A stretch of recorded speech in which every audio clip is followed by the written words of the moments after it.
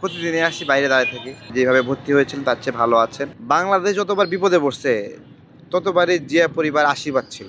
ওনারা পাবলিকলিও বলেছে, এর মধ্যে শরীরের অবনতি হয়নি, এক নাম্বার বিষয়। যেভাবে ভর্তি হয়েছিলেন তার চেয়ে ভালো আছেন, হ্যাঁ, এবং চিকিৎসা গ্রহণ করছেন। এই তিনটাই মূল পয়েন্টে আমরা যদি ধরি তাহলে আমাদেরকে আল্লাহর কাছে শুকরিয়া যে আল্লাহ ওনাকে রিকভার করছেন।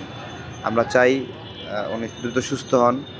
এখানে যদি সম্ভব না হয় বিদেশে নেওয়া হোক, সেই কাজও চলছে।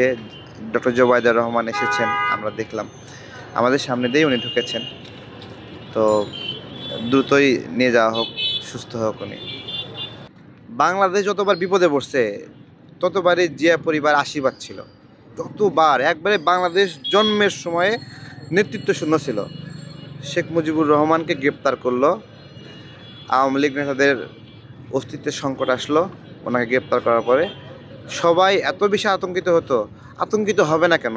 এক রাতেই শুধু পুলিশ মারছে 25 মার্চ রাতে 49 জন। তাহলে কি আতঙ্ক দেখেন। সেই সময়টাতে শহীদ প্রেসিডেন্ট জিয়াউর রহমান এখানে আসলেন, মনে হয় যে আল্লাহ ওনারে পাঠায় দিছে এই জাতিরে উদ্ধার করার জন্য। আসে ঘোষণা করলেন।